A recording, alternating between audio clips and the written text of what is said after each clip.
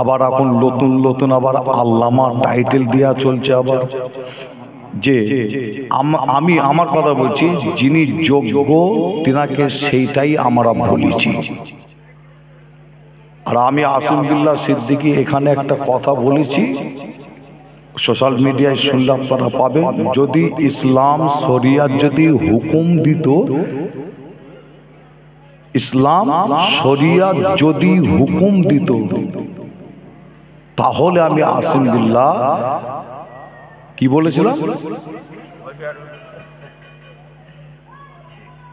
হ্যাঁ, এক চুল পরিমাণ বিয়াদবি মনোভাব এ কথা আমি বলি। আপনারা সকলে ভালো আছেন? আলহামদুলিল্লাহ। আল্লাহ পাকের দরবারে সর্বপ্রথমে দোয়া চাই, আল্লাহ পাক আমাদের প্রত্যেকের শরীরকে সুস্থ রাখেন, ভালো রাখেন। আল্লাহ আমাদের সকলের হায়াত দারাজকে বাড়িয়ে দেন, জোরে বলুন আল্লাহুম্মা আমিন। মাশাআল্লাহ, মারহাবা। আপনাদের খেদমতে অনেক গুরুত্বপূর্ণ আলোচনা করে গেলেন। কোরআন এবং হাদিস শরীফ থেকে, ইজমা কিয়াস থেকে অনেক গুরুত্বপূর্ণ আলোচনা করছিলেন। আমাদের প্রত্যেকের পরিচিত এবং কাছের মানুষ জনাব হযরত মাওলানা মোহাম্মদ মুফতি রজব আলী ভাই, তেনার আগে ওলামা হযরতগণেরা একের পর এক আলোচনা করেছেন। নিশ্চয়ই আপনারা জানেন যে সারা রাত অবধি এই জলসাটা হয় না এবং হবে না, তাই তো নাকি? আল্লাহর ঠান্ডা কম না বেশি? কমিটির ছেলেরা সব প্রায় জায়গায়, শুধু এখানকার নাই, প্রায় জায়গায় জলসা মাহফিলে কমিটির ছেলেরা বলে ভাইজান আজকে ঠান্ডাটা একটু কম আছে। কারণটা কি বলেন দেখি? হ্যাঁ, না না, বেশি করে জলসা করা যেতে চায়। প্রত্যেক জলসার কমিটির ছেলেরা বলে আজকে ভাইজান ঠান্ডাটা কম আছে, কিন্তু ঠান্ডা পরে বেশি, তারপর কমিটির ছেলেরা বলে ঠান্ডা কম। তার কারণ হলো কমিটির ছেলেদের খাটাখাটনি করতে হয়। কি ছুটোছুটি করছে, খাটাখাটনি করছে, একবার দৌড়ে যাচ্ছে আলেম ওলামার কাছে, আবার একবার স্টেজে আসছে, এই করতে করতে ওদের গা এমনি গরম হয়ে থাকে। যাই হোক, ঠান্ডা আল্লাহ করে পড়েছে, তাই আপনাদের জানাই বেশি রাত অবধি হবে না। আশেপাশে যে সমস্ত ভাই চাচা আছেন আপনারা সকলে চলে আসেন, ভেতর দিকে এসে আপনারা বসেন। আল্লাহ আপনাদের বসাকে কবুল করবেন, জোরে বলুন আল্লাহুম্মা আমিন।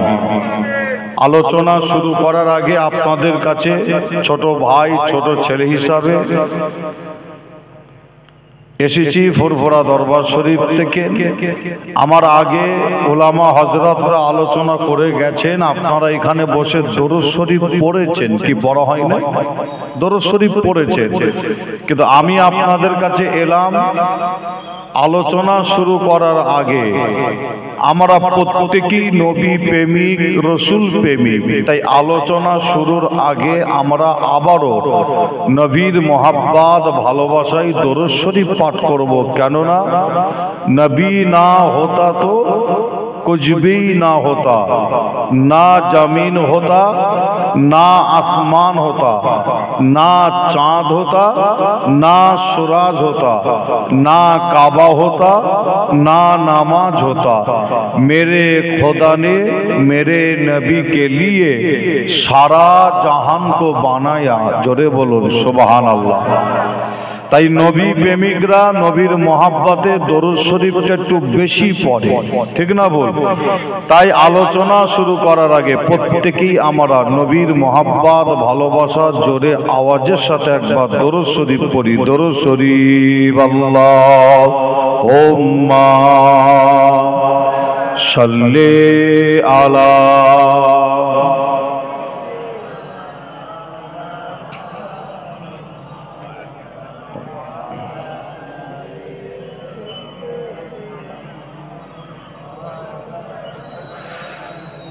أعوذ بالله من الشيطان الرجيم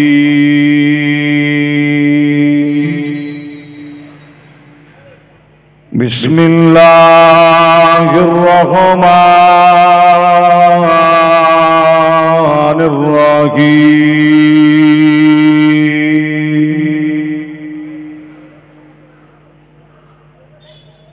إن الله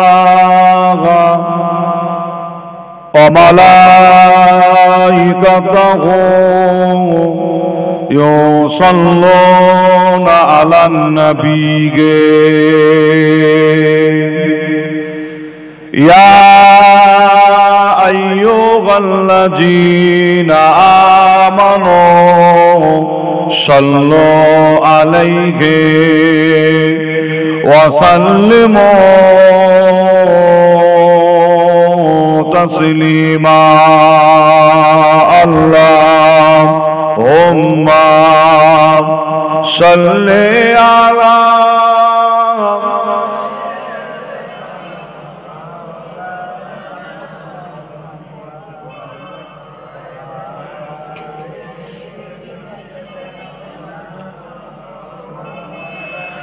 আরো মোহাব্বতে দরুদ আল্লাহুম্মা সাল্লি আলা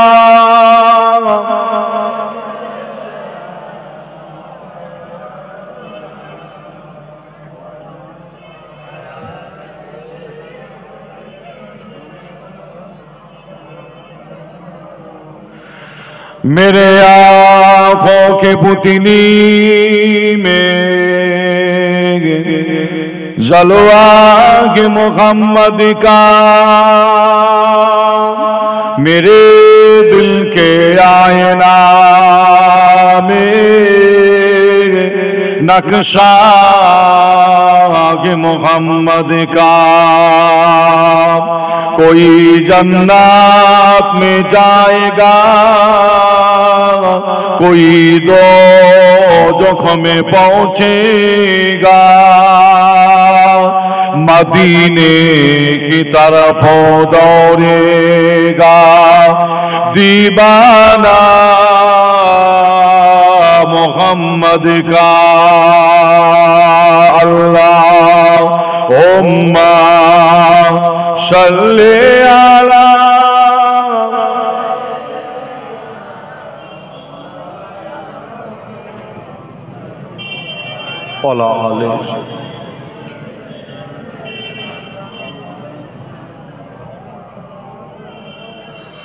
मुख्तार कायनात सा दाता कोई नहीं मेरे रसूल पाक के जैसा कोई नहीं यानी रसूल पाक के जैसा कोई नहीं जोर होबे ना सुभान अल्लाह और একটু जोर होबे ना मुख्तार कायनात सा दाता कोई नहीं मेरे रसूल पाक के जैसा कोई नहीं यानी रसूल पाक के जैसा कोई नहीं जिस अक्ष देखा चाँद ने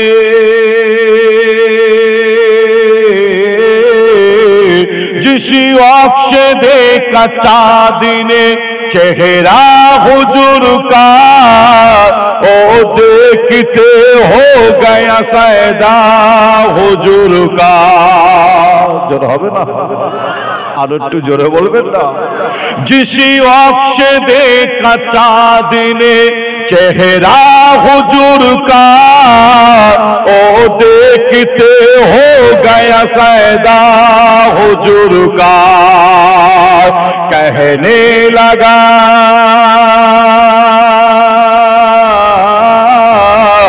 कहने लगा कि आपसे अच्छा कोई नहीं मेरे रसूल पाक के जैसा कोई नहीं, यानी रसूल पाक के जैसा कोई नहीं। मुख्तार कायनात सा दाता कोई नहीं मेरे रसूल पाक के जैसा कोई नहीं, यानी रसूल पाक के जैसा कोई नहीं। अल्लाह उम्मा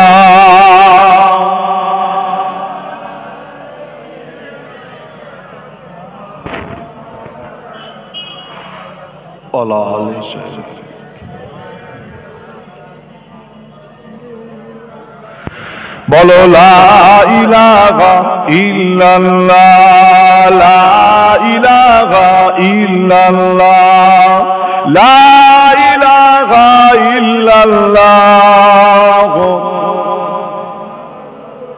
सल्लल्लाहु अलैहि वसल्लम। वक़ाल अल्लाहु तआला फी कलामिल मजीद वल फुरक़ानिल हमीद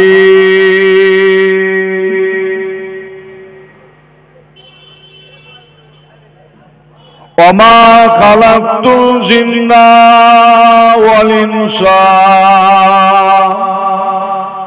इल्ला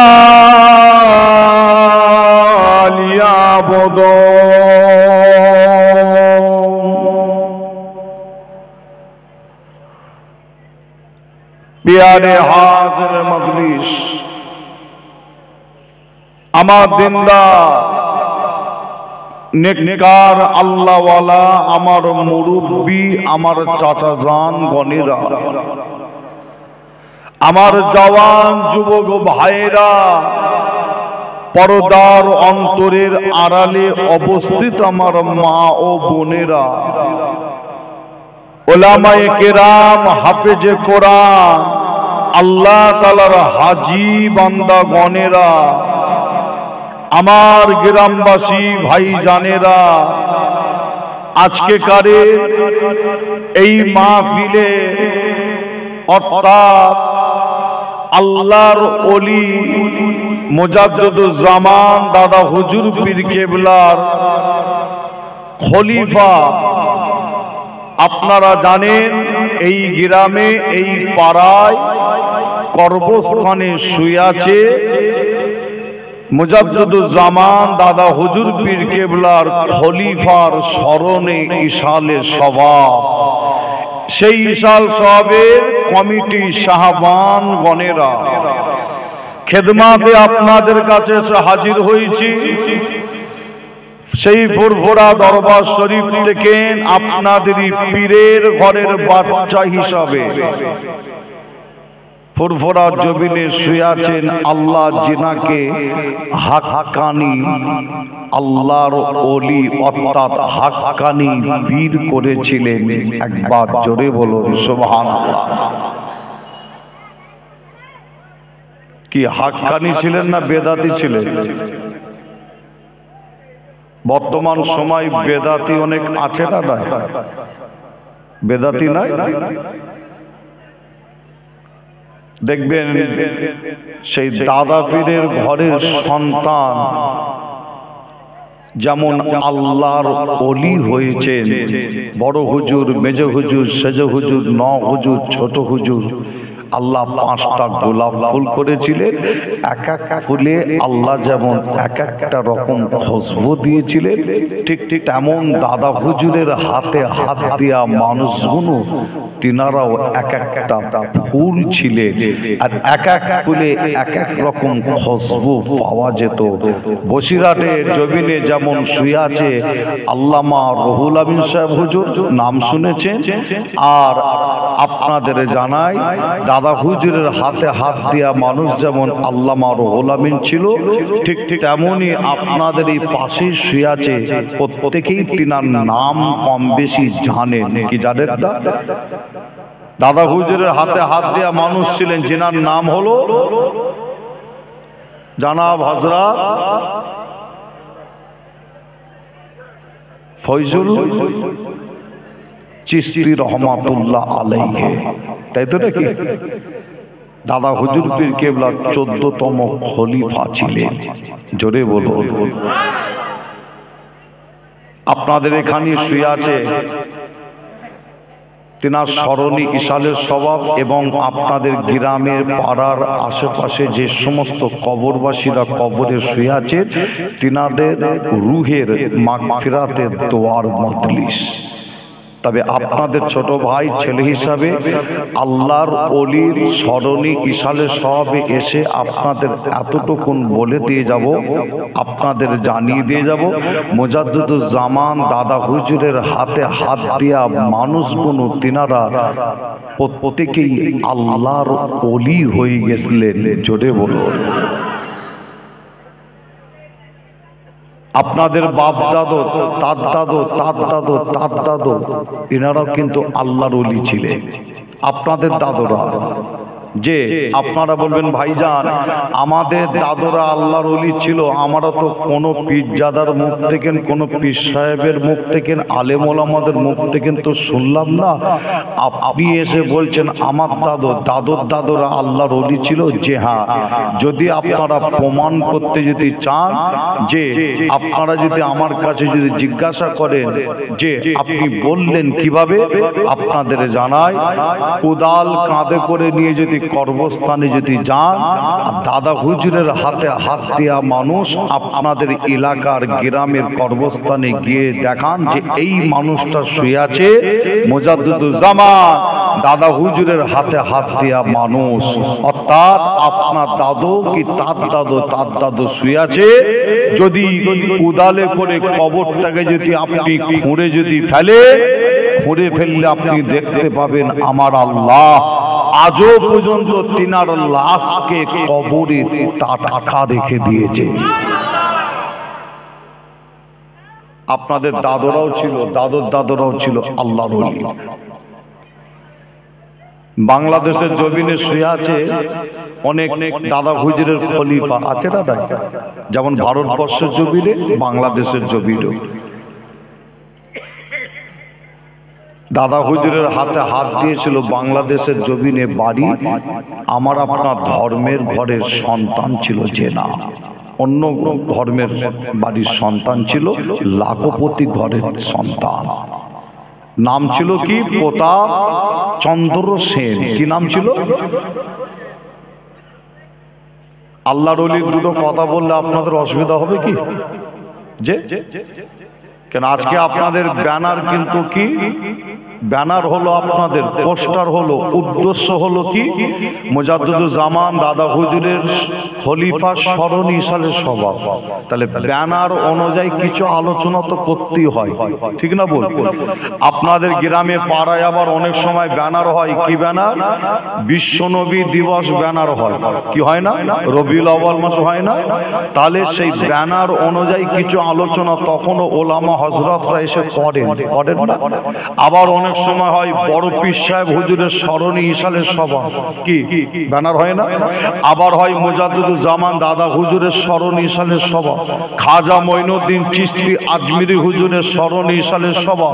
যে তবে আপনাদের আজকে ব্যানার মুজাদ্দিদুল জামান দাদা হুজুরের 14তম খলিফা, যে তিনার স্মরণী ইশালের সভা। তিনি এমন একজন ব্যক্তির হাতে হাত দিয়েছিলেন, যে তিনি এমন একজন ব্যক্তির হাতে হাত দিয়েছিলেন, আল্লাহ যাকে তামাম পৃথিবীর জন্য 52 জেলা নয়, অনেকে বলে দাদা হুজুর 52 জেলা।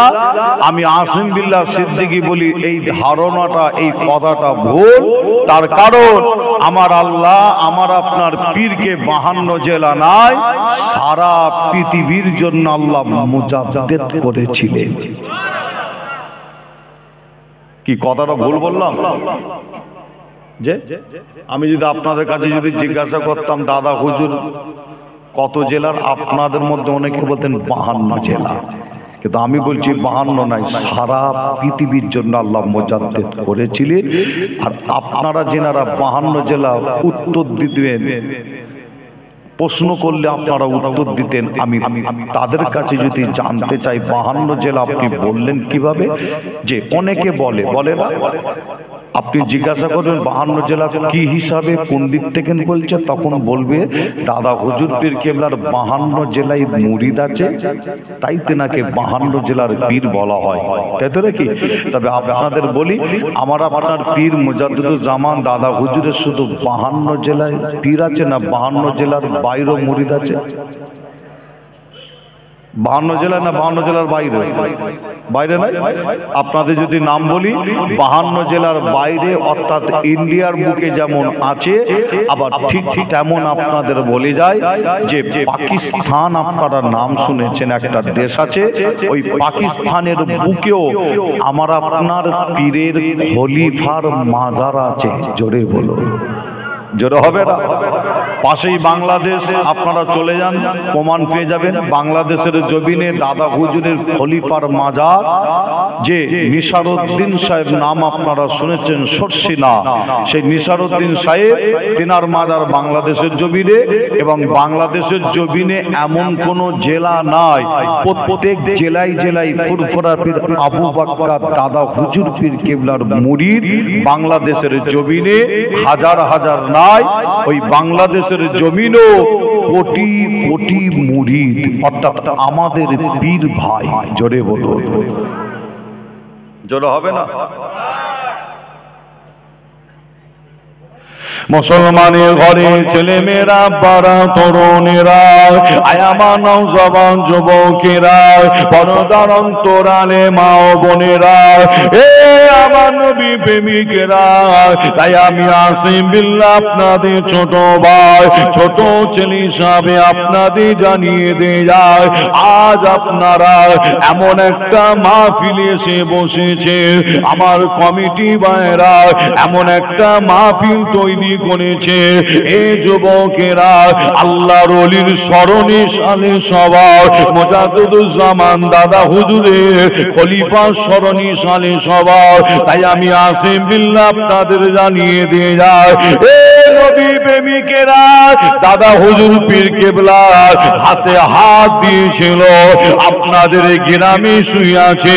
তবে আপনাদের জানিয়ে দিয়ে যায়, আল্লামা রুহুল আমিন সাহেব হুজুর, তিনিও দাদা হুজুরের হাতে হাত দিয়েছিল। সরসিনা নিসারউদ্দিন সাহেব, তিনিও দাদা হুজুরের হাতে হাত দিয়েছিল। নদিয়া জেলার জমিনে শুয়ে আছে হাজী তুজাম্মিল সাহেব হুজুর, তিনিও দাদা হুজুরের হাতে হাত দিয়েছিল।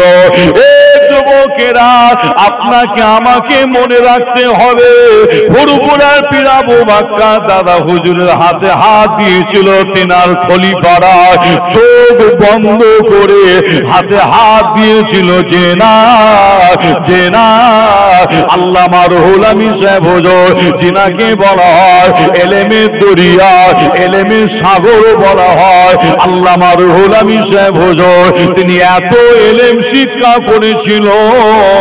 এই যুবকেরা ফুরফুরা পীর আবু বাক্কা দাদা হুজুরের হাতে হাত চোখ বন্ধ করে দিয়েছিল, যে না ইতিহাস সাক্ষী দেয়, আল্লামা রুহুল আমিন সাহেব হুজুর দাদা হুজুরের হাতে হাত দেওয়ার আগে, ফুরফুরা পীর আবু বাক্কার দাদা হুজুরের হাতে হাত দেওয়ার আগে, আল্লামা রুহুল আমিন সাহেব হুজুর তিনার এলেমের দ্বারা দাদা হুজুর পীর কেবলাকে যাচাই করেছিল, এলেমের দ্বারাই পরীক্ষা করেছিল। আল্লামা রুহুল আমিন সাহেব হুজুর যখন এলেমের দ্বারা ফুরফুরা পীর আবু বাক্কারকে পরীক্ষা করেছিল, যখন যাচাই করেছিল, এই যাচাই করার পরে তিনার এলেমে ধরা পড়েছিল, যদি হাক্কানি পীর যদি থাকতে হয়, তিনি অন্য কেউ না, আল্লাহ পাক যাকে জামানা মুজাদ্দিদ করেছে।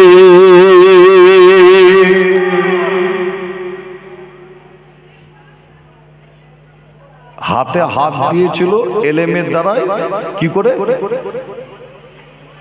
বলেন না, যাচাই পরীক্ষা করে আল্লামা রুহুল আমিন সাহেব হুজুর। আর আজকে সমাজ লক্ষ্য করে দেখেন, আমরা হাতে হাত দিচ্ছি অন্ধভক্ত আছে না? না, অন্ধভক্ত নাই, অন্ধভক্ত কানা, চোখে দেখতে পাই না, কানা, বুঝতে পারছেন না? পীরজাদা বলছে অল ইন্ডিয়া সুন্নাতুল জামাতের ওলামা হযরতদের সঙ্গে যারা সম্পর্ক রাখবে তাদের জানাজার নামাজ পড়া হলো কি? বলুন বলুন, শুনেছেন আপনারা? বলছে হারাম। তাদের জানাজার নামাজ পড়া বলছে হারাম। তবে আমি আসিম বিল্লাহ সিদ্দিকী বলি, কিছু অন্ধভক্ত কানা কানা কিছু ব্যক্তি আছে অন্ধভক্ত, এই সমস্ত কথা শোনার পরও আবার তাকবীর দেয়, নারে তাকবীর, আল্লাহু আকবার, যে তারা চোখে আসলে কানা, কিছু ভক্ত কিছু আছে তারা আবার জিন্দাবাদ দেয়, যে কিন্তু তাদের এই জ্ঞান নাই যে এই কথা বলার কারণে ফতোয়া যদি নেওয়া যায় ফতোয়ায় কি আসতে পারে, এই জ্ঞান কিন্তু তাদের কিন্তু নাই। যে পীরজাদা বলছে অল ইন্ডিয়া সুন্নাতুল জামাতের ওলামা হযরতদের আপনার জানাজার নামাজ পড়া হারাম হারাম হারাম বলে, যে তবে আমি আসিম বিল্লাহ সিদ্দিকী আপনাদের জানাই অল ইন্ডিয়া সুন্নাতুল জামাতের ওলামা হযরতদের মধ্যে বড় বড় মুফতি আছে, মুহাদ্দিস আছে, আলেম আছে, হাফেজ আছে, কারি আছে, আপনার হাজি আছে, মাওলানা আছে, বুজুর্গ আছে, যে অনেক আপনারা পেয়ে যাবেন এরকম। এবং তিনাদের যারা আপনার মহাব্বত করে ভালোবেসে যিনারা চলে, অর্থাৎ সাধারণ মানুষ, তাদের মধ্যে নামাজি, রোজাদার, হাজি, বান্দা আছে না? আছে না? চিন্তা করুন ফতোয়াটা কোথায় যাচ্ছে। যিনি হাজার হাজার আলেমের উস্তাদ, হাজার হাজার আলেমের উস্তাদ, হাফিজের উস্তাদ, এই কথাটা শুনে কি মনে হয় যে পীরজাদা বক্তব্য দিচ্ছে, মনে রাখবেন আসলে কিন্তু শরিয়াতের কোনো জ্ঞান তার মধ্যে নাই। জাহেল, মূর্খ, অযোগ্য, অশিক্ষিত জাহেলরাই এরকম কথা বলে, জাহেল হলে এরকম কথা বলে। তবে আমি আসিম বিল্লাহ সিদ্দিকী এই কথাটা শোনার পরে দুটো কথা বলেছি। একটা আপনাদের বলে যাই, আজকে আমাকে এখানে বলা হয়েছিল আপনাদের এখানে আসার পরে প্রায় 1 ঘন্টার বেশি হবে আপনাদের গ্রামে আমি এসে হাজির হয়েছি। আমাকে জিজ্ঞাসা করছিল কিছু কথা, এবং কিছু মানুষ আমাকে সে বলছিল ভাইজান এই কথাটা বলার কারণে কি হতে পারে। তবে আমি আসিম বিল্লাহ দুটো কথা বলি। একটা হলো যে পীরজাদা জাহেল, মূর্খ, অযোগ্য, অশিক্ষিত পীরজাদা এই ফতোয়া দেয়, জানতে হবে ওই ব্যক্তি মুফতি কিনা, সর্বপ্রথমে জানতে হয় মাওলানা কিনা। মুফতি তো দূরের কথা, মাওলানা পর্যন্ত পাস করেনি। মুফতি তো দূরের কথা, মাওলানা পর্যন্ত পাস করেনি। যে প্রথমে জানতে হয় ওই ব্যক্তি মুফতি কিনা, কেন ফতোয়া দেয় মুফতি সাহেবরা।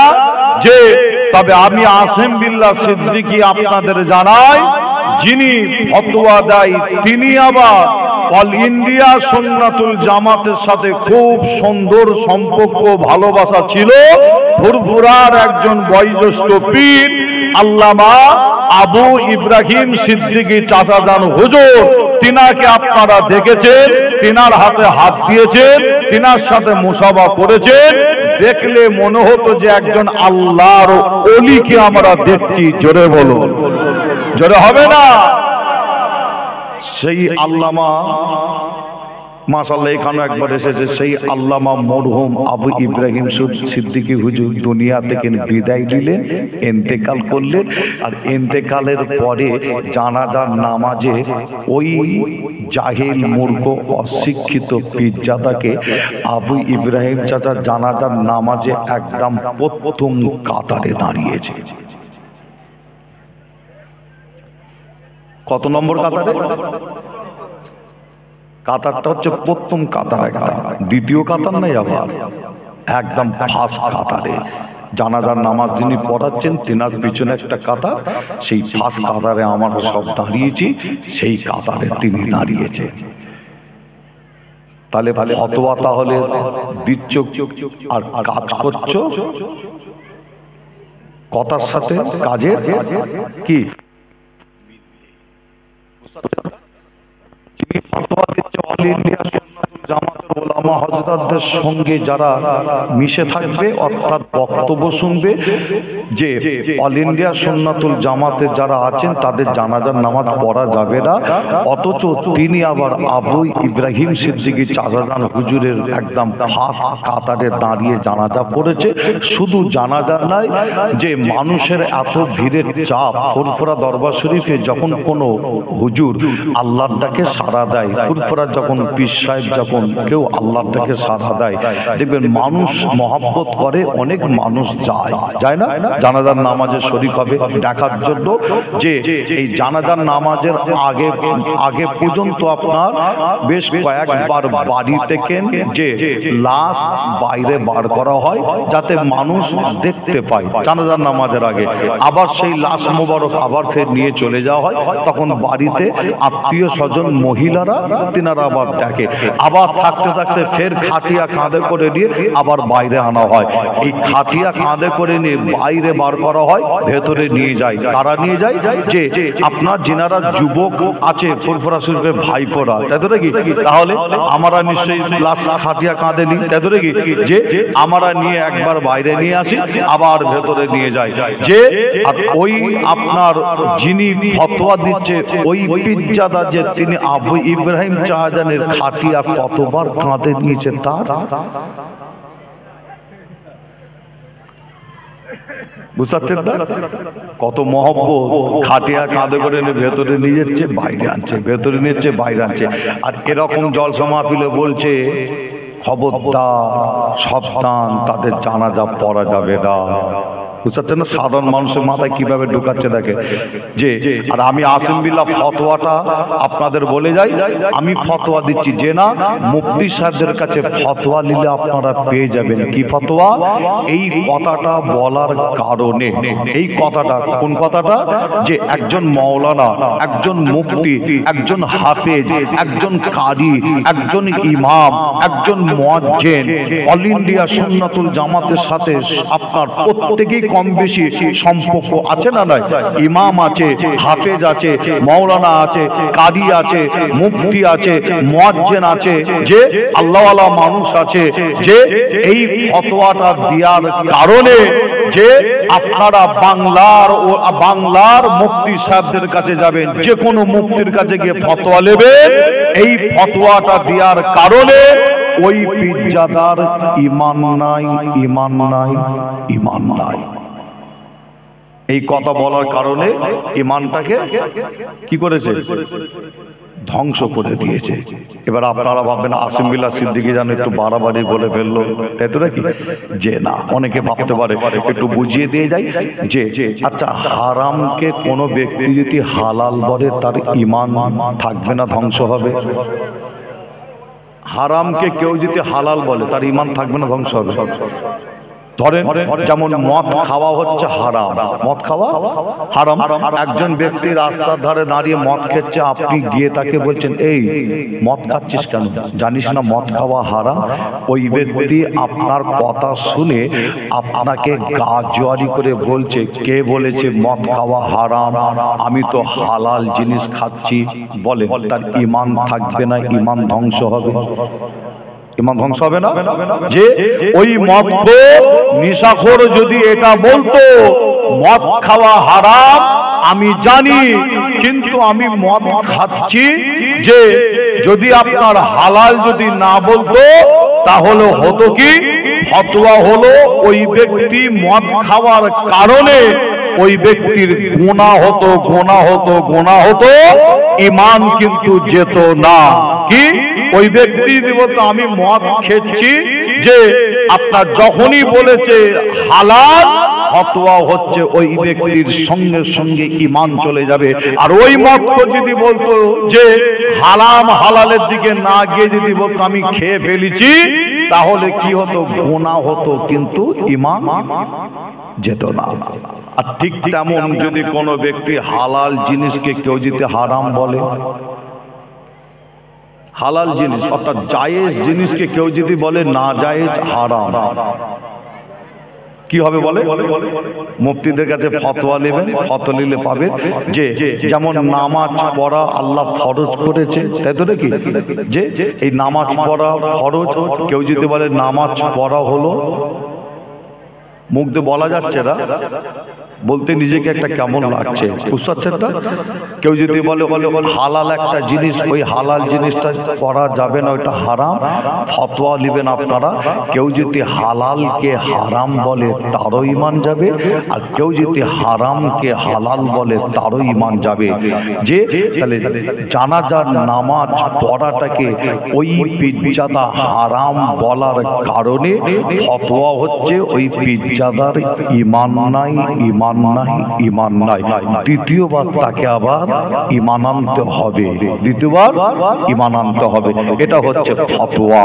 যে তবে আপনাদের ছোট ভাই ছেলে হিসাবে আপনাদের জানাই যে আপনারা হাতে হাত দিবেন, যে দাদা পীরের আওলাদদের হাতে হাত দিবেন অবশ্যই, কিন্তু হাতে হাত দেওয়ার আগে আল্লাহ আপনাদের বুদ্ধি দিয়েছে, বিবেক দিয়েছে, যে সামান্য হলো আল্লাহ বুদ্ধি দিয়েছে, জ্ঞান দিয়েছে, একটু চিন্তা ভাবনা করে হাতে হাত দিবেন। যে তাকে একটু পরীক্ষা করে যাচাই করে আপনি দেখো যে শরিয়াত অনুযায়ী, ইসলাম অনুযায়ী, মুজাদ্দিদুজ জামান দাদা হুজুরের সিলসিলা অনুযায়ী চলে কিনা।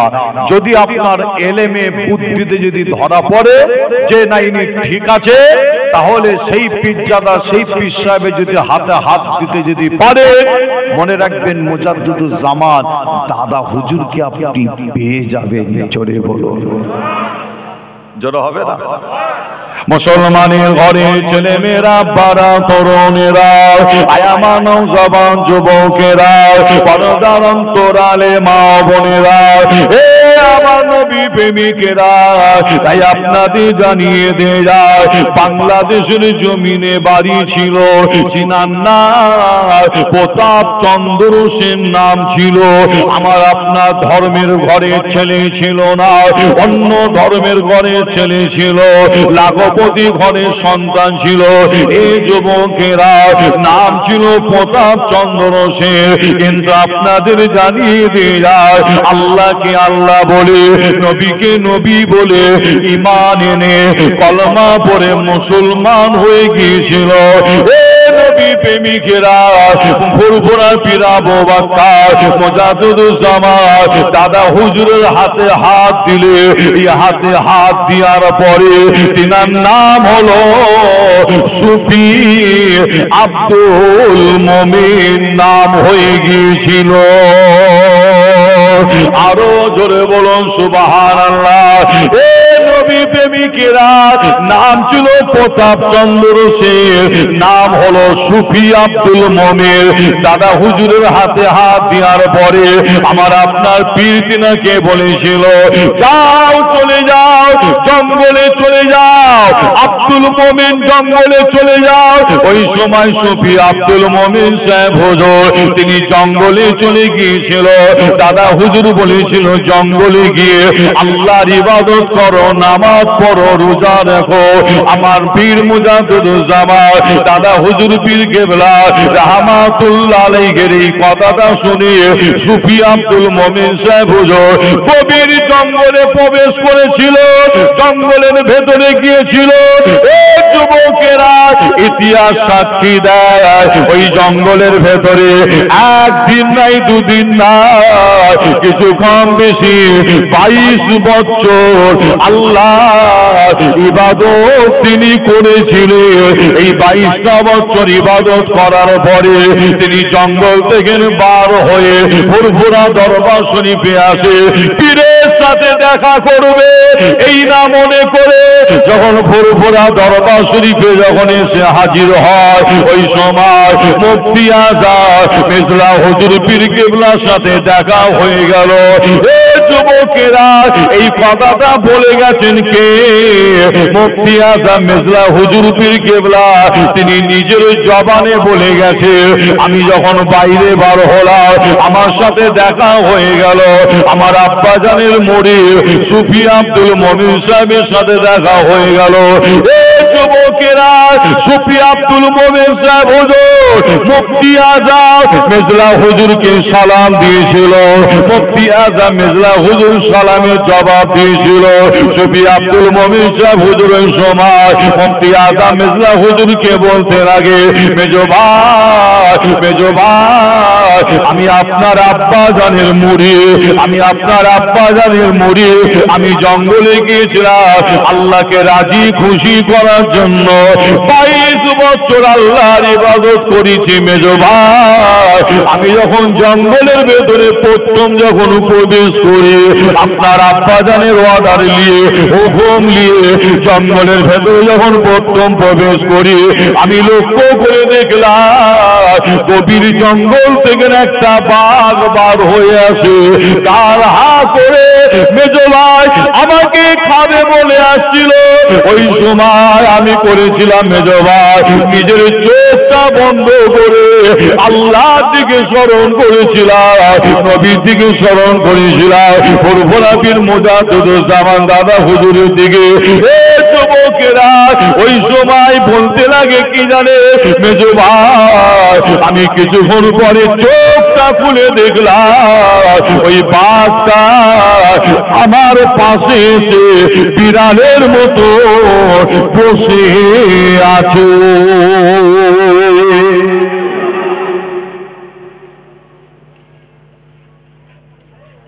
নাম ছিল কি? প্রতাপ চন্দ্র সেন। তিনার মাজার আছে, আপনারা যাবেন ফুরফুরা শরীফ থেকে বেশি রাস্তা নাই, কাছাকাছি। জায়গাটার নাম হচ্ছে বাকুল শরীফ। কি নাম? বাকুল শরীফ।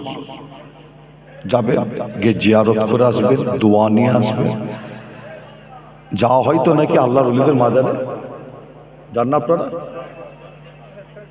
প্রায় তো যাওয়া হয়, বিভিন্ন আল্লাহর ওলির মাজারে যান, জিয়ারত করেন। আপনাদের এখানে শুয়ে আছেন দাদা হুজুরের খলিফা। আমি আসছিলাম, আসার পথে একটু দাঁড়িয়ে জিয়ারত করলাম, দোয়া নিলাম।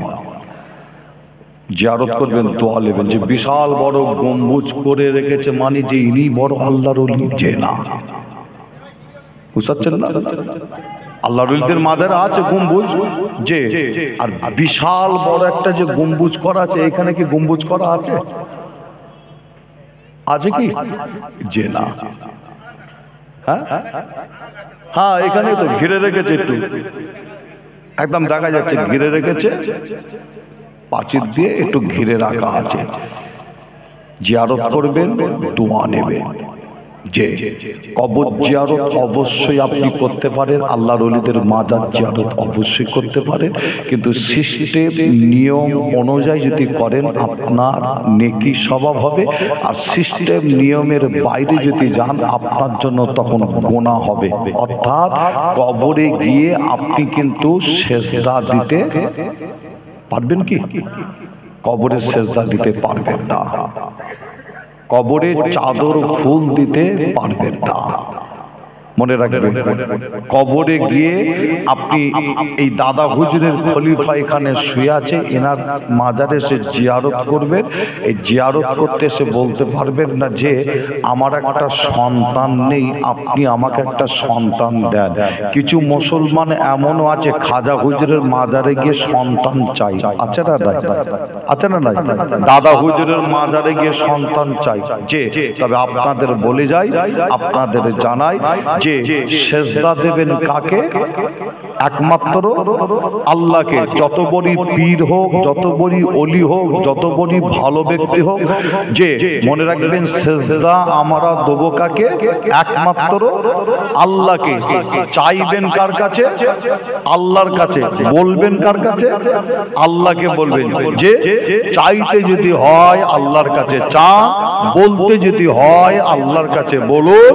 যুবক ভাইদের, আমার চাচাদের, মা বোনদের বলে যায়, সেজদার মধ্যে আল্লাহ এত মজা দিয়েছে, পীরের ঘরের বাচ্চা বলে যায় খোদাকে সেজদা দেন, আর খোদার কাছে আপনি দুটো হাত তুলে চোখের পানি ফেলে ফেলে খোদাকে বলুন, খোদার কাছে চান।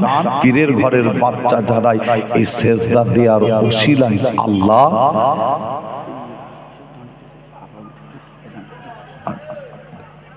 সেজদা দেওয়ার ওসিলায় আল্লাহ আপনাকে আমাকে দুনিয়া আখিরাতে কোনো জায়গায় কমতি দেবে না।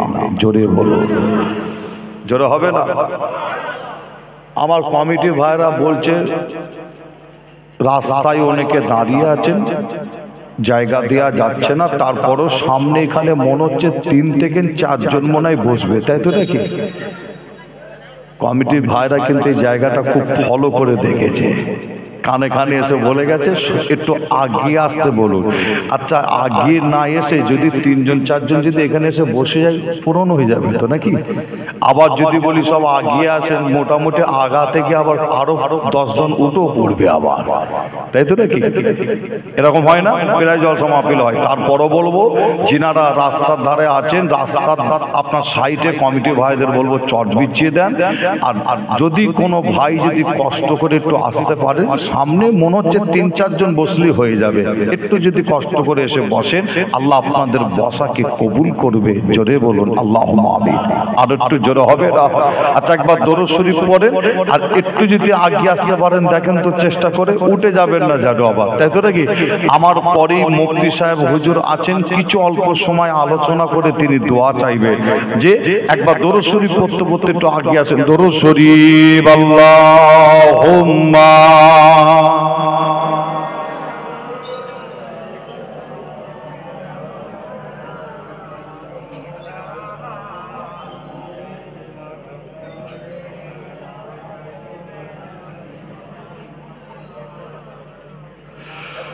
ও গো চাঁদ, তুমি বলে দাও আমার নবীজি কোথায়? জোরে হবে না? সুবহানাল্লাহ। আর একটু জোরে হবে না? ও গো চাঁদ, তুমি বলে দাও আমার নবীজি কোথায়? কোথায় গেলে পাবো নবীকে? কোথায় গেলে পাবো নবীকে? পাক নবীজি রওজায়। ও গো চাঁদ, তুমি বলে দাও আমার নবীজি কোথায়? আকাশের তারকারা মিটি মিটি চায়, নবীর আলোয় তারা নিজেকে হারায়। জোরে হবে না? সুবহানাল্লাহ। আর একটু জোরে হবে না? আকাশের তারকারা মিটি মিটি চায়, নবীর আলোয় তারা নিজেকে হারায়। ওরে কাবা, ওরে কাবা, তুমি বলে দাও আমার নবীজি কোথায়? ও গো চাঁদ, তুমি বলে দাও মোর নবীজি কোথায় আল্লাহুম্মা সাল্লি আলা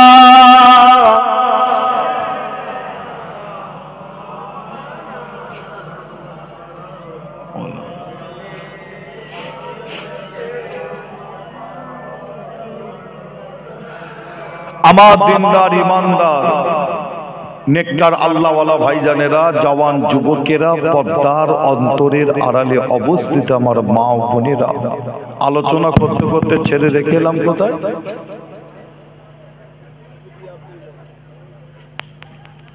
আলোচনা করতে করতে ছেড়ে রেখে এলাম টাওয়ার কিন্তু আপনাদের মোটামুটি ঠিক আছে, ফুল নাই, তাই তো নাকি?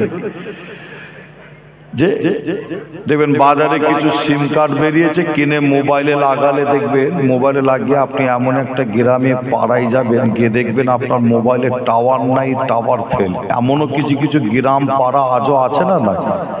নাই। আর কিছু মানুষেরও আবার টাওয়ার ফেল হয়। কেমন টাওয়ার ফেল হয়? আমরা যখন গভীর রাত্রে যখন জলসা মাহফিল করতে কোনো জায়গায় উঠে দেখি আপনারা যেমন আমার দিকে তাকিয়ে বসে আছে, অর্থাৎ চেয়ে আছে, তাই তো নাকি? ঠিক বসে থাকে, কিন্তু চোখটাকে বন্ধ করে। একে বলা হয় কি বলেন দেখেন? Tower fail. হুজুর কি বলছে কোনো খবর নেই, ফুল ঘুমোচ্ছে। যখনই ইয়া নবী হবে না, হ্যাঁ, তখনই ঘুম ভাঙবে, তাড়াতাড়ি ওঠে, বা তাবারুকের ব্যাপার আছে।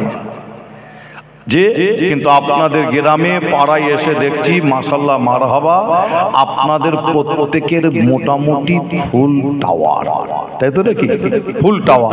আলোচনা করতে করতে ছেড়ে রেখেলাম কোথায়? যে কবর জিয়ারত আপনাকে আমাকে করতে হবে সিস্টেম নিয়ম অনুযায়ী। সিস্টেম নিয়মের বাইরে গেলে তখন ওটা হবে শিরক, ওটা হবে বেদাত। আপনাদের যারাই আমার আপনার নবী, তিনি নিজে কবর জিয়ারত তিনি নিজে করতেন। জোরে বলুন, যেটা হবে না। জিয়ারত করতে পারেন, আল্লাহর ওলিদের মাজারে যাবে, জিয়ারত করতে পারেন। যে আপনি দাদা হুজুরের মাজার, আল্লামা রুহুল আমিন সাহেব হুজুরের মাজার, আপনার এলাকায় আল্লাহর ওলি শুয়ে আছেন, হুজুরের মাজার, অবশ্যই জিয়ারত করবেন। আল্লাহর ওলির দরবারে আমরা যাই কেন, জিয়ারত করি কেন? ওলির দরবারে এই কারণে যাই, কারণটা হলো আপনি দাদা হুজুরের মাজারে দাঁড়িয়ে, আল্লামা রুহুল আমিন সাহেব হুজুরের মাজারে দাঁড়িয়ে যে আপনি যা জানেন আপনি তেলাওয়াত করবেন, তেলাওয়াত করে ওখানে দাঁড়িয়ে আল্লাহর দরবারে দুটো হাত তুলে দিয়ে আপনি দোয়া চাইবেন। দোয়া চাইবেন। এই দোয়া চাইতে চাইতে আল্লাহকে বলবেন, আল্লাহ আপনার ওলি বান্দার দরবারে আমি গুনাহগার এসেছি, আল্লাহ আল্লাহ আপনি এই আপনার ওলি বান্দার ওসিলায় আল্লাহ আপনি আমার দোয়াকে কবুল করুন। আমার আল্লাহকে যখন এই কথা বলবেন না, আমার আল্লাহ ওই সময় থাকতে না পেরে ওই অলি বান্দার ওসিলায় আমার আপনার মতন গুনাহগারের হাতকে আল্লাহ কবুল করে নেয়। আল্লাহর ওলি দরবারে গিয়ে এতটুকুন আপনি করতে পারেন কি, ওলি বান্দার, ওই ওলি বান্দার ওসিলা দিয়ে আল্লাহর দরবারে দোয়া চাওয়া। ওসিলা প্রমাণ কিন্তু অনেক আল্লাহ কারে আছে, দলিল আছে। একটা দলিল যদি প্রমাণ দিয়ে যায়, আমাদের মুসলমানদের আদি পিতার নাম হলো হযরতে আদম আলাইহিস সালাম। কত বছর কেঁদেছিল? কোন কিতাবে 300, কোন কিতাবে 350 বছর কাঁদে, আল্লাহর দরবারে দোয়া কবুল হয়নি। যে যখনই আমাদের আদি পিতা হযরতে আদম আলাইহিস সালাম আমাদের নবীর কিসের ওসিলা? আমাদের নবীর নামের ওসিলা। কি দিলেন? আদম আলাইহিস সালাম যখন 300 থেকে 350 বছর কাঁদলেন, কাঁদার পরে কার ওসিলা দিচ্ছে দেখেন, আমাদের নবীর নামের ওসিলা দিয়ে আল্লাহর দরবারে যখন কেঁদে কেঁদে দোয়া চাইলে, যখনই ওসিলা দিচ্ছে নবীর নাম, এই নামের ওসিলা দেওয়ার সাথে সাথে আল্লাহ থাকতে না পেরে আমার আপনার আদি পিতা হযরতে আদম আলাইহিস সালামের দোয়াকে আমাদের নবীর নামের ওসিলায় আল্লাহ কবুল করে নিয়েছিলেন। জোরে হবে না? মুসলমানের ঘরে ছেলে মেয়েরা, বারা তরুণেরা, আমার নওজওয়ান যুবকেরা, পর্দার অন্তরালে মা বোনেরা, এ আমার নবী প্রেমিকেরা, তাই আপনাদের জানিয়ে দেয়া, আমার আপনার নবী তিনি নিজে কবর জিয়ারত করতেন। এ যুবকেরা, কিতাব খুললে আপনি পেয়ে যাবেন আম্মা জান হযরতে আয়েশা হুজুর তিনি কিতাবের মধ্যে জানান, আমাদের আম্মা জান হযরতে আয়েশা হুজুর জানান, আল্লাহর রাসূল আর আমি একই বিছানার উপরে ঘুমাচ্ছি। কে বলছে? আমাদের আম্মা জান হযরতে আয়েশা হুজুর জানান, আল্লাহর নবী আর আমি একই বিছানার উপরে ঘুমাচ্ছি। এ নবী প্রেমিকেরা, হাদিস শরীফের মধ্যে পাওয়া যায় আম্মা জান হযরতে আয়েশা হুজুর জানান, আমি আয়েশা আমার ঘুমটা গভীর রাত্রে ভেঙে যায়। আমি আয়েশা ঘুম থেকে উঠে দেখলাম আল্লাহ নবী বিছানার উপরে নাই, আল্লাহ নবীকে বিছানার উপরে দেখতে পাচ্ছি না। এ নবী প্রেমিকেরা, আম্মা জান হযরতে আয়েশা হুজুর ওই সময় আল্লাহর নবীকে খুঁজতে বার হয় গভীর রাত্রে, আমার নবীকে খুঁজতে বার হয়। অন্যান্য আম্মা জানদের ঘরের কাছে গিয়ে রাখে, আল্লাহ নবীকে খুঁজে পাওয়া যাচ্ছে না, আল্লাহ নবীকে দেখতে পাওয়া যাচ্ছে না। ওই সময় আম্মা জান হযরতে আয়েশা হুজুর করেছিল কি জানে? মদিনার একটা বড় কর্মস্থান, যে কর্মস্থানটার নাম হলো জান্নাতুল বাকি কর্মস্থান। জান্নাতুল বাকি কর্মস্থান হযরতে ইমাম মালিক হুজুর তিনি কিতাবের মধ্যে জানান, হযরতে ইমাম মালিক হুজুর কিতাবের মধ্যে জানান, ওই জান্নাতুল বাকি কর্মস্থানে একটা নাই দুটো না 10,000 সাহাবা হুজুরের কবর মোবারক ওই জান্নাতুল বাকি কর্মস্থানে রয়েছে। এ যুবকেরা, তাহলে মনে রাখবে 10,000 সাহাবা হুজুরের কবর মোবারক, তার মানে জান্নাতুল বাকি কর্মস্থানটা একটা ছোট্ট কর্মস্থান যে না, বিশাল বড় কর্মস্থান।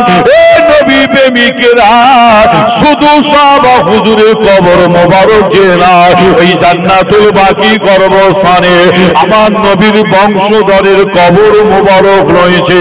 আল্লাহ জান্নাতের সরদার করেছে হযরত ইমাম হাসান ইমাম হোসেন হুজুরকে আল্লাহ জান্নাতের সরদার করেছে। এ যুবকেরা, আপনাদের জানিয়ে দিয়ে যায় ইমাম হাসান হুজুরের কবর মোবারক হলো ওই জান্নাতুল বাকি কর্মস্থানে। ইমাম হাসান হুজুরের কবর মোবারক, ইমাম হোসেন হুজুর আওলাদে রাসূল ইমাম হোসেন হুজুরের কবর মোবারক, অর্থাৎ মাজার মোবারক কোথায়? ইতিহাস সাক্ষী দেয়, আপনারা অনেকেই শুনেছে ইমাম হোসেন হুজুর আওলাদে রাসূল ইমাম হোসেন হুজুর শহীদ হয়েছিল কারবালার জমিনে, শহীদ হয়েছিল। এই যুবকেরা, এই কারবালার ঘটনা আপনারা প্রত্যেকেই কম বেশি জানে। আমি আসিম বিল্লাহ কারবালার জমিনের ঘটনা বলবো যে না, আপনাদের এতটুকু জানিয়ে দেয়া, ইমাম হোসেন হুজুরকে কারবালার জমিনে এত কষ্ট দেওয়া হয়েছিল, এত কষ্ট দেওয়া হয়েছিল। ওই কারবালার জমিনে ইমাম হোসেন হুজুর শহীদ হয়েছিল। হুজুরকে এত কষ্ট দিয়েছিল, হুজুরের শরীর মোবারক থেকে হুজুরের শের মোবারকটা মাথা মোবারকটাকে আলাদা করে দেওয়া হয়েছিল।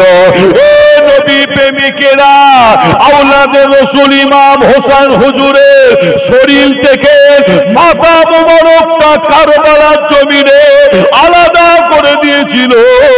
ইমাম হোসেন হুজুরের শরীর মোবারকের মাজার হলো একটা দেশ, ওই দেশটার নাম হলো ইরাক। ইরাকের জমিনে ইমাম হোসেন হুজুরের শরীর মোবারকের মাজার, আর হুজুরের শের শের মোবারকের মাজার হলো কোথায় জানে? হুজুরের শের মোবারকের মাজার প্রথম দাফন করা হয় উমাইয়া জামে মসজিদ বলে একটা মসজিদ আছে, ওই মসজিদ মাঠে দাফন করা হয়। উমাইয়া জামে মসজিদ মাঠ থেকে আবার মাটি খুঁড়ে তোলা হচ্ছে আওলাদে রাসূল ইমাম হোসেন হুজুরের শের মোবারক মাটি খুঁড়ে তুলে আবার নিয়ে চলে যাওয়া হয়, হুজুরের শের মোবারক নিয়ে চলে যাওয়া হয় আসকালান বলে একটি জায়গা, আসকালানের মাটিতে নিয়ে গিয়ে দাফন করা হয়। আবার আসকালানের মাটি থেকে বহুদিন পরে আবার মাটি খুঁড়ে তোলা হচ্ছে জান্নাতের সরদার ইমাম হোসেন হুজুরের শের মোবারক খুঁড়ে তুলে ওই শের মোবারক নিয়ে চলে যায় মিশর বলে একটা দেশ আছে, ওই মিশরে নিয়ে গিয়ে হুজুরের শের মোবারকটা দাফন করে দেওয়া হয়। কিন্তু ইতিহাস সাক্ষী দেয় যখনই হুজুরের শের মোবারক তোলা হয় মাটি করে দেখতে পাওয়া যায় হুজুরের শের মোবারকে একটা চুল পরিমাণ কোন রকম পরিবর্তন দেখা যায়নি।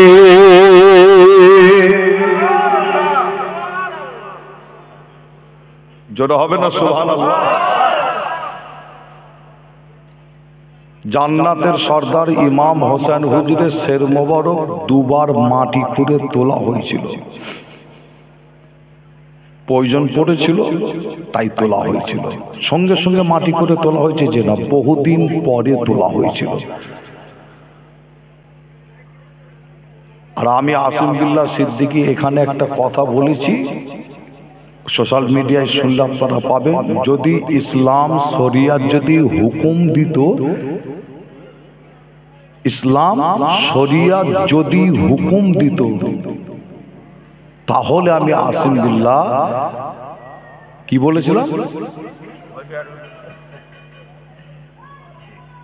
হ্যাঁ এক চুল পরিমাণ বেয়াদবি মনোভাব নিয়ে এ কথা আমি বলিনি, এক চুল পরিমাণ বেয়াদবি মনোভাব নিয়ে কথা বলিনি আমি। কিন্তু মানুষের কাছে একটা ভুল মেসেজ দিচ্ছে, ভুল বোঝাচ্ছে, যে ভুল মেসেজ ভুল বোঝাচ্ছে। আমি কথাটা বলেছি শরিয়াত ইসলাম যদি হুকুম দিত, এই কথাটার মানেটা কি, মানেটাই বোঝে না। আসিম বিল্লাহ সিদ্দিকীর বিরুদ্ধে অনেকে দেখছেন বিভিন্ন জায়গায় আমাকে ইঙ্গিত করে অনেক কথা বলছে, অথচ তারা আলেম দাবি করে, মাওলানা দাবি করে, হুজুর দাবি করে, মুফতি বলে দাবি করে, আবার এখন নতুন নতুন আবার আল্লামা টাইটেল দেওয়া চলছে। আবার বুঝতে পারছেন না, নতুন নতুন আল্লামা বেরোচ্ছে। হ্যাঁ, একটা প্রমাণ দেখাতে পারবে না। আপনারা বলেন ভাই আপনিও তো কম বলেন নাকি, আপনারা বলতে পারেন এখানে কেউ যে আপনিও তো কম বলেন, মিডিয়া খুঁজলে পাওয়া যাবে। হ্যাঁ, একটা প্রমাণ দেখাতে পারবে না। আমি যে আমি আমার কথা বলছি, যিনি যোগ্য তিনাকে সেইটাই আমরা বলেছি, যিনি যোগ্য তিনাকে সেইটাই বলেছি। যে আমরা কোনো সময় বলিনি আব্দুল মহিদ সাহেব, মাওলানা আব্দুল মহিদ সাহেব নাম শুনেছেন আপনারা? দুটো মাদ্রাসা চালায়, চিন্তা করেন বয়স কত, খুব বেশি বয়স নয়, খুব ভদ্র, তাই তো নাকি? আপনারা তিনার আলোচনা শুনেছেন যে একটা মাদ্রাসা যত সম্ভব বালতি বলে একটা জায়গা আছে নাকি, আমি কিন্তু যাইনি মনে হয় একবারও। বালতি, আবার নাম শুনলে জান ঠান্ডা নাকি, বালতি হাঁড়ি, তাই তো নাকি?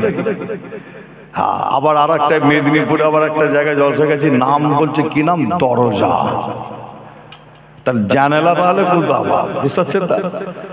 এগুলো নাম এরকম কিছু কিছু জায়গা আছে। এইদিকে আবার একটা নাম বললে বুঝতে পারেন, চণ্ডীপুর বলে একটা জায়গা আছে, ঘটপুকুর পার করে বেদে মারি, কি নাম, বেদে মারি। নতুন বক্তা হুজুর যদি শোনে না, দাও যদি করে যায়, চিন্তা করবে এলাকার মানুষ আবার বেঁধে মারবে না তো আবার। বুঝতে পারছেন না? চিন্তা করে যে বেদে মারবেন তো মারাত্মক জায়গা, বেদে মারি। যাই হোক, ওদিকে আমি যাচ্ছি না, তবে আপনাদের এতটুকু বলি যে জানাব হযরত মাওলানা মোহাম্মদ আপনার মুফতি, কি তিনি মুফতি পড়েন না, মুফতি আব্দুল মহিষ সাহেব একটা বালতি বলে একটা জায়গা আছে, সেখানে মাদ্রাসা চালাচ্ছে। আবার আর একটা মাদ্রাসা চালাচ্ছে যেটা হচ্ছে একটা সময় প্রায় আপনারা খবরে নাম শুনতেন, নন্দীগ্রাম। নাম শোনেন না? মেদিনীপুর নন্দীগ্রাম আছে না? না, মেদিনীপুর নন্দীগ্রাম, সেখানেও তিনি একটা মাদ্রাসা চালাচ্ছে। তাহলে দেখেন কত যোগ্যতাপূর্ণ একজন ব্যক্তি। যে তিনাকে কিন্তু আমি আমার কথা বলছি, আল্লামা বলেছি বলে মনে হয় কি? বলছি কি? বলিনি।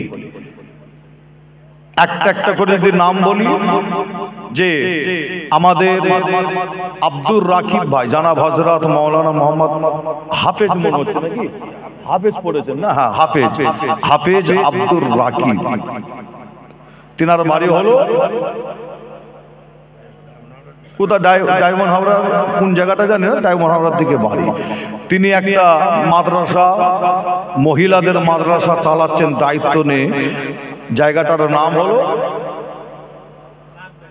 বাগবেড়ে নাকি রাজারহাট আছে না, ওখানে একটা বিশাল মাদ্রাসা চালাচ্ছেন। তিনি হাফেজ, মাশাআল্লাহ, জলসা মাহফিল করে, তিনিও খেদমতে আছে।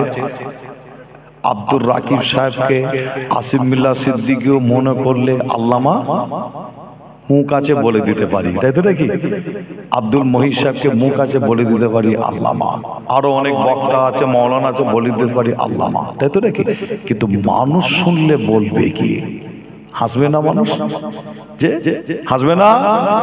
কাকে বলছে আল্লামা, তাই তো নাকি?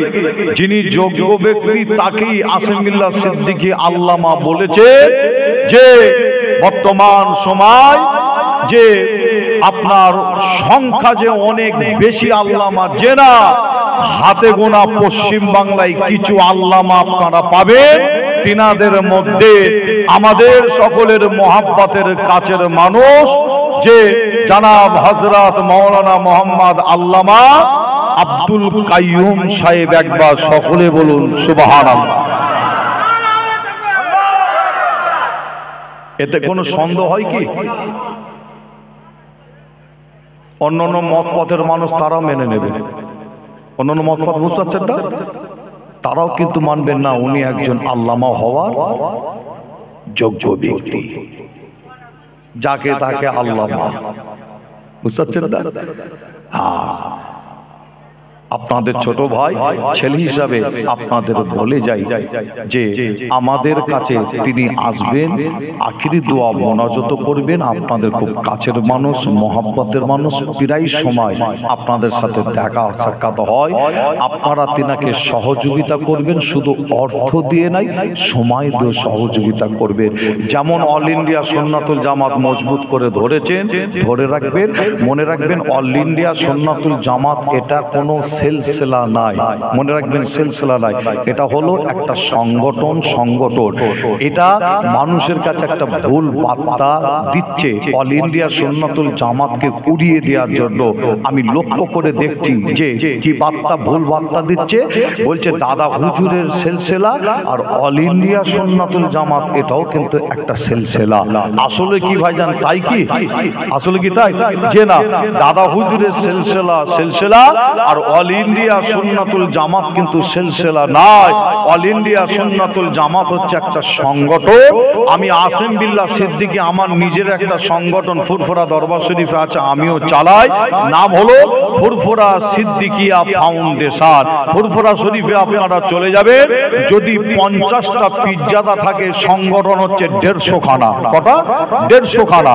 যে কিন্তু আমি ওদিকে যাচ্ছি না, শুধু ফুরফুরা নয়, আরো অনেক দরবারে যাবেন, যত পীরজাদা তার সংখ্যা কিন্তু সংগঠনের সংখ্যা আরো বেশি। কিন্তু আপনাদের জানায় এর মধ্যে অনেকের চিন্তা ভাবনা গরিবের পাশে দাঁড়ানো, আপনার গরিবকে শীতের সময় বস্ত্র দেয়া, গরিব মানুষকে মেডিকেল ট্রিটমেন্ট দেয়া, গরিব মানুষকে আপনার যে বন্যার সময় মানুষের কাছে চাল ডাল তেনাল নিয়ে গিয়ে পৌঁছানো, যে আবার অনেকে সংগঠনের কাজ চালাচ্ছে, শিক্ষার দিকটা কাজ অনেকে চালাচ্ছে। কিন্তু তার মধ্যে নাম্বার ওয়ান হলো পশ্চিম বাংলায় যত সংগঠন আছে, নাম্বার ওয়ান সেটা হলো শিক্ষার দিকে আগে বেরিয়ে গেছে, সেটা হচ্ছে অন্য কেউ নয়, অল ইন্ডিয়া সুন্নাতুল জামাত। জোরে বলুন সুবহানাল্লাহ। বর্তমান সময় তবে আপনাদের যে কথা বলছিলাম, এই অল ইন্ডিয়া সুন্নাতুল জামাত বলেন আর ফুরফুরা সিদ্দিকিয়া ফাউন্ডেশন আমার সংগঠন বলে, আরো যে সমস্ত সংগঠন আছে প্রত্যেকেই কিন্তু দাদা হুজুরের সিলসিলা ছাতা কি তলায়। আর আপনাকে বুঝাচ্ছে যাবি না, ওরা আলাদা সিলসিলা করেছে। বুঝতে না কিভাবে মানুষের মাইন্ড কিভাবে করছে দেখেন। বলছে ওরা আলাদা সিলসিলা করেছে রে, যাবি না। কি সিলসিলা রে? না জানিস নি? অল ইন্ডিয়া সুন্নাতুল জামাত। তাই কি মনে হয় আপনাদের? সব সংগঠন দাদা হুজুরের সিলসিলার ছাতার তলাই থেকে যে যার মতন কাজ করছে। ঠিক অল ইন্ডিয়া সুন্নাতুল জামাত দাদা হুজুরের সিলসিলা, আর এটা একটা সিলসিলা, এটা ভুল কথা। অল ইন্ডিয়া সুন্নাতুল জামাত দাদা হুজুরের সিলসিলার ছাতার তলাই থেকে তিনারা এত কাজ করছে যে এদের দেখে এরা তো করতে পারে না, এদের দেখে হিংসা হচ্ছে। আর এই হিংসার কারণে অল ইন্ডিয়া সুন্নাতুল জামাতের বদনাম করে যাচ্ছে। তবে আমি আসিম বিল্লাহ সিদ্দিকী আপনাদের কাছে আশা রাখবো, আপনারা এই সমস্ত কথা শুনে, ওই সমস্ত কথা শুনে আপনারা ভুল বুঝবেন না। আপনারা যেমন মহব্বত করেন, করবেন, ভালোবাসেন, বাসবেন। যে আমি আসিম বিল্লাহ আপনাদের একটা কথা যদি বলে যাই, মনে রাখবেন মুজাদ্দিদুজ জামান দাদা হুজুর পীর কেবলা তিনি নিজে যে এই অল ইন্ডিয়া সুন্নাতুল জামাতের ওলামা হযরত এনাদের উপরে খুশি, কবর থেকে দোয়া চান। জোরে বলুন সুবহানাল্লাহ। এটা আমার মনের বিশ্বাস। আপনারাও দাদা পীরের দোয়া পাবেন, ধরে রাখেন। আপনার মুফতি সাহেব হুজুর চলে এসছে মনে নাকি? ও চলে এসছে মনে নাকি? মুফতি সাহেব হুজুর চলে এসছে, আপনাদের খেদমাতে আসবে। আবার এখান থেকে একটু আমি অনেকটা দূরে যাব। নাম শুনেছেন, খুব কঠিন জায়গা, ভাঙর। নাম শুনেন আপনারা? ভাঙর মারাত্মক জায়গা। হ্যাঁ, সেখানে একটু যাবো, দোয়া চাইবেন। ঠান্ডার সময় খালি কমিটি বলছে হুজুর ঠান্ডা পড়ে গেছে, যত তাড়াতাড়ি আসবেন তত তাড়াতাড়ি শেষ করে দেবে। যে যাই হোক, মুফতি সাহেব আসবেন, আসেন আমরা সকলে মিলে একবার নবীর প্রেম ভালোবাসা বুকে নিয়ে সকলে মিলে একটু উঠে দাঁড়িয়ে একবার একটু সালামের নজরানা পৌঁছে দিয়া নবী সালাম